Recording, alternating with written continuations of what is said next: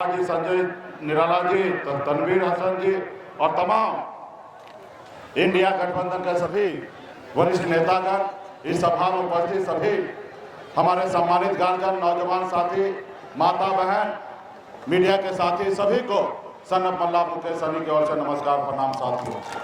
साथियों, यहाँ से वीआईपी पार्टी के उम्मीदवार, संयुक्त उम्मीदवार इंडिया गठबंधन के डॉक्टर राजेश कुशवाहा जी यहाँ से चुनाव लड़ रहे हैं। इनका चुनाव चिन्ह लेडीज पर्स है। आप सभी से आग्रह करने के लिए आए हैं कि हमारे प्रत्याशी को मजबूती से आप लोग जिताने का काम कीजिए। साथियों, ये चुनाव के साथ साथ ये चुनाव खास है। खास इसलिए क्योंकि बाबा साहब भीमराव अम्बेडकर का जो संविधान है वो खतरे में है। साथियों, हमारे देश का लोकतंत्र जो है वो खतरे में है। साथियों, इसलिए आप सभी से आग्रह है कि आप इनको जिताइए और देश में परिवर्तन लीजिए। आप सबको याद होगा मोदी जी ने क्या वादा किए थे।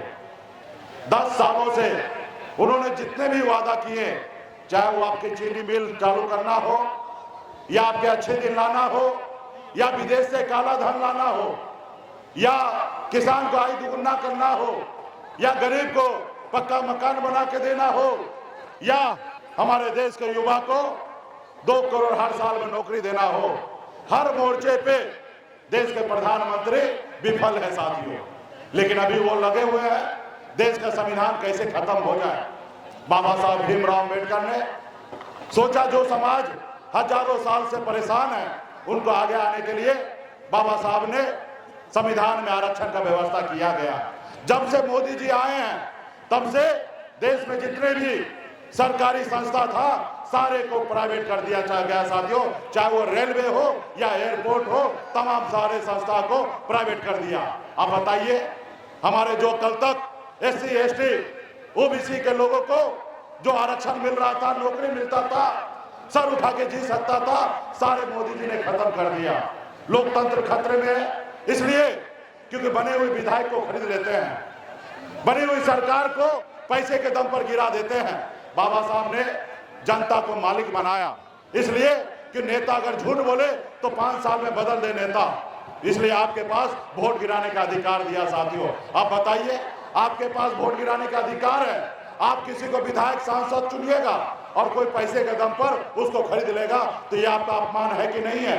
फिर तो कोई भी एक बड़ा अमीर आदमी, चाहे अडानी हो, अंबानी हो, वो पैसे के दम पर देश को कब्जा कर लेगा। साथियों, और जब देश को कब्जा कर लेगा तो गरीब व्यक्ति का कौन सुनेगा, गरीब किसान का कौन सुनेगा। आज मोदी जी 5 किलो चावल को मान ले कि यही विकास है, आज आपको लगा दिया 5 किलो लाइन में। आज आपके बच्चे को नौकरी चाहिए कि चावल चाहिए, आप डिसीजन लीजिए कि आपके बच्चे को नौकरी चाहिए कि चावल चाहिए। आपके बच्चे को इलाज के लिए हॉस्पिटल चाहिए कि चावल चाहिए, आप निर्णय लीजिए। साथियों, आपके बच्चे को पढ़ने के लिए स्कूल चाहिए कि चावल चाहिए, ये निर्णय लेना है। निश्चित तौर पे कोई चावल भी अपने घर से नहीं दे रहा है, ये चावल भी आप ही का है। ये देश का खजाना जो है उसका मालिक आप है। साथियों, आप है, कोई अपने घर से चावल नहीं दे रहा। सरकार का काम है जब भी मुसीबत आए गरीब लोगों को उठाने के लिए, आगे बढ़ाने के लिए तरह तरह के स्कीम लाते हैं। और ये चावल का स्कीम ये मोदी जी का नहीं है, ये कांग्रेस पार्टी का स्कीम है। साथियों, कांग्रेस पार्टी पहले से ही राशन हो, किरासन तेल हो, चीनी बांटने का काम कर रहे थे, लेकिन साथ साथ में नौकरी भी देते थे। लेकिन ये मोदी जी सबको गरीब बनाना चाह रहा है, पैसे के दम पर सरकार को खरीदना चाह रहा है। अभी देखे होंगे, हम आपको धंधा देते हैं, आप हमें चंदा दो, और चंदा लेकर देश में सभी बनी हुई सरकार को गिरा देते हैं। साथियों, इसलिए साथियों, आप सब समझदार हैं। आप लोग आने वाले समय में निर्णय लीजिए कि 25 साल से यहाँ पे जो सांसद है उन्होंने क्या किया है। उन्होंने सिर्फ एक ही काम किया है, वो सिर्फ जातिवाद किया है, और कोई भी समाज को, कोई भी व्यक्ति को आगे बढ़ाने के लिए नहीं दिया।